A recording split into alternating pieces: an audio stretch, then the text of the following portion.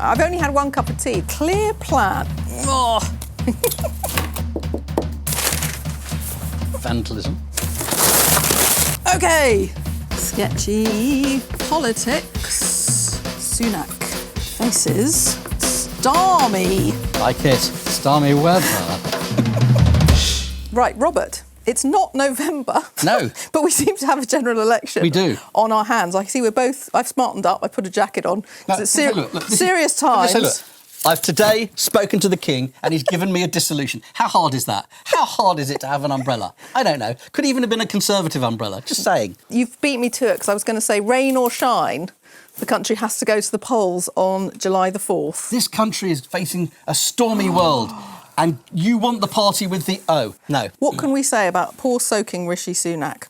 What does he have to do to change the weather? Nice. Yeah. I like it. Yeah. And also, here is Keir Starmer, quite literally waiting in the wings. But like the Teletubbies baby in the sun, he is like hovering over.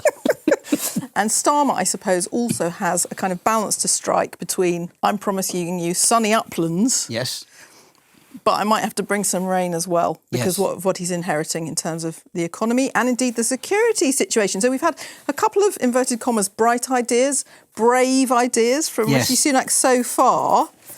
Brave minister. I always think it's a terrible plan to unveil policy, particularly complicated policy, in a general election. Yeah. Because A, everyone dismisses it as election gimmickry, and B, if you've got a serious plan, you need to prepare the country for it. So what you end up doing is looking like somebody who's just throwing spaghetti at the wall and seeing what will stick. And I also thought, the principle of unveiling bold new policies was sort of tested to destruction by Theresa May. And actually, sometimes you have a policy which might be a good idea, or at least the outline of a policy that might be a good idea. But if you unveil it in the middle of a general election, especially when you haven't had time to socialise the idea with your own party, let alone the country. Socialise? You mean make sure people wrong. actually agree with it? Yes. Right. Or at least know about it. So 2017, really interesting. That is the campaign in which there was a sudden reversal. Yes. It looked as if Theresa May was going to increase the Conservative majority, which was very slim. And in fact, she lost her majority because of an unexplained item in the bagging area or an unexploded bomb in the Tory manifesto, which was social care. Yeah. Well, I mean... Or how to pay for social care. As we now know, the Cabinet was sent up, was it to Birmingham, somewhere in the West Midlands, wasn't it, for the launch of the Conservative Party manifesto. And they were given first sight of the manifesto when they were on the bus being driven up there. And they also, including the Welfare and Pension Secretary, whose policy this was, and he didn't know about it. And so you had a policy which literally was exploding on the Cabinet. Only minutes before it exploded on the country. There is a balance here, because obviously you don't want to give your best ideas out to members of the Cabinet who will leak them, because stuff never... That does happen, of course. Stuff never, holds. But on the other hand, there is a value in sense testing them with people who don't already agree with you, as we discovered. So, as far as I can see, correct me if you think I'm wrong, but so far the two ideas we've had from the Conservatives are quite core vote, sort of Very much appealing so. to traditional Tory voters. And one of those is designed to head off the danger of pensioners fleeing from the party. So this is my attempt at a look out pensioners, the elderly sign, because, of course, in 2017 it was how to pay for social care plans that disrupted Theresa May's campaign that we're still waiting on. And one of Rishi Sunak's ideas so far is to promise pensioners not just to maintain the triple lock on pension rises, but also then to sort of protect them from paying more tax. But on their basic state on their basic state pension. So that's going for quite a core grey vote that the Tories normally can count on. What about his other idea, which has dominated for a few days, which is national service? So look, I think it's really good. You have two problems. I'm not an 18-year-old boy, so I'm not that worried. But if I were, girl... You have two problems which that policy is attempting to address, and both of them are real. One of them is that Britain has let its defences run down, let its size of its army run down, let its military run down, and, we're facing a more unstable world. And the other is that we have lots and lots of young people who are not mixing as much as they used to, not getting out as much as they used to, for whom people think a little bit of time working in the community would be a good thing, might be helpful to them. We all know the value of the Duke of Edinburgh Awards, but this is a bigger version of it. So the policy is voluntary commissions in the military for a year, and compulsory, citizen service of some kind, one weekend every month. There's nothing inherently terrible about these ideas, but they're completely unformed. They're not thought through at all, and they shouldn't be coming through in the middle of an election. Therefore, instead of being something serious that is discussed, it's just as I said, another piece of spaghetti thrown at the wall. And what we're seeing very here... expensive. And they're very expensive. Very expensive And of course, some of the money would come from levelling up funds. What we're seeing here... Am I allowed to put the hard hat on Rishi Sunak? You can put the hard hat on Rishi Sunak, yes. OK, there we go. It's a dangerous world, the Prime Minister keeps saying. Yes. Tin hat time. And I think it's not bad. But I think what we're seeing is a clear Conservative strategy is we've got to look like we're interesting, get people talking about us again, and shore up our core vote. Two groups we're worried about. Older voters, because they're the only people voting for us. I mean, literally, you have to be over 70 according to the polls. Right? They do turn up. Yeah. And according to the polls, you have to be over 70 to be more likely to vote Conservative. Yeah. And the second group is those people who might be dallying with voting for the Farageist reform. So what you have, a bit of national service, which isn't actually national service in terms of the military, to appeal to those voters, and a little bit more money for pensioners, because he actually got it in the neck after the last budget when they proposed a national insurance cut, which didn't help pensioners. Doesn't help pensioners, that's right. He got famously attacked by Janet Street Porter on daytime TV saying, "Why do you hate pensioners?" So here we are. I don't hate pensioners. Here's some money. OK, so 2017, there was this kind of reversal in the campaign. Yeah. But 2019, of course, was a really, really good night for the Conservatives because of sort of bringing together all of the people who had supported Brexit, all of the people who were scared of Jeremy Corbyn, and the people who liked Boris Johnson. None of those... Is that Boris? No, we haven't got a Boris. I can far too well groomed. Let me draw a Boris. But yes, you're right. So, in fact, this was dubbed by the psephologists when they wrote it up afterwards, the BBC election, Brexit, Boris and Corbyn. Yes. We're in different territory now. We are. The 2017 election was the outlier. Yeah. It was the one that was unusual for several reasons. First of all the small party vote got squeezed horrendously, so that the Labour Party and the Conservative Party together got something like 83% of the vote, which is an extraordinarily large amount. Sort of against expectations, yes, because it was absolutely about Brexit. People didn't really know Jeremy Corbyn, hadn't formed a precise view on him. But they thought they'd heard he wasn't going to win, and they wanted to stop the Tory version of Brexit. And then on top of that, the more they saw of Theresa May, the less they actually thought they liked her. So it was a very, very unusual election with the confluence of factors. 2019, much more normal election. Here's a set of policies. Here's two leaders. One of them doesn't look right to us. We're not voting for him. And I think this looks much more like a conventional election to me. Well, it does. So Boris is kind of off the scene, and although it's thought he might help out, and he's obviously got a newspaper column that could disrupt... Sorry, I was just laughing at Boris helping out. Stay out to help out might be the slogan for Boris in this election. But Jeremy Corbyn has sort of resurfaced because he's actually intending to stand against the Labour Party and against Keir Starmer's candidate in his Islington seat. What do you think's going on so far for Starmer? Because, you know, I referred to what I think is this very interesting balancing act that Starmer's got to pull off of promising hope, here's our little sunshine, whilst inheriting very complicated circumstances on the economy and on the international picture, which is why Keir Starmer is never photographed without the Union Jack behind him at the moment, because he's also got to reinforce this message about it's a dangerous world, I can help you. The Labour Party... It's all about reassurance. You can trust us again. You can trust us on the economy. We've got Rachel Reeves. Did you know she used to work for the Bank of England? Apparently so.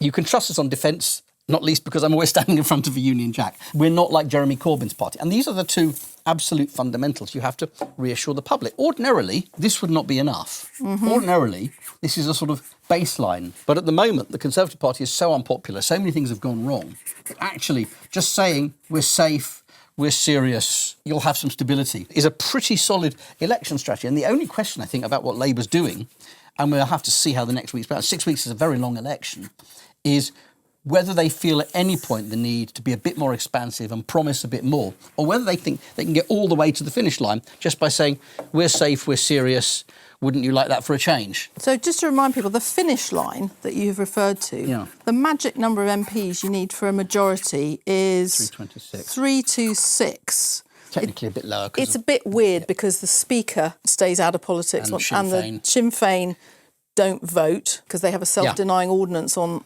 UK matters because they don't want to be part of the UK. But so this is the magic number. For a majority. So to have a majority in the Commons. The Labour task is interesting, isn't it? Because there's a lot of chat about how the swing that Keir Starmer needs to get that majority is even bigger, for example, than what Tony Blair achieved in 1997, since we're doing a bit of history over here.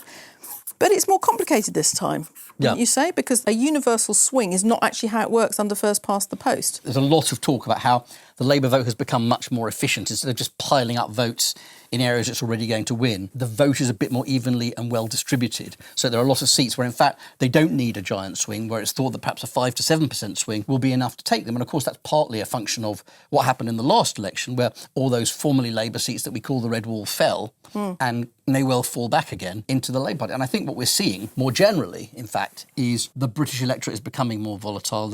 Fewer of them are fixed. Definitely true. And that actually, what we call those red wall seats, if Labour do take them back at this election, as we sort of think they're going to, they won't now be safe Labour seats again. They'll be swing seats again all the time. So what we're going to see is the possibility of much more substantial swings all the time. And being beaten badly in one election won't mean that you're out for 2 or 3 terms, as perhaps we always assumed it did 20 or 30 years ago. So if the Tory strategists are thinking, OK, we need a few of these bold, possibly overly bold... Just and cough. That was just coughing.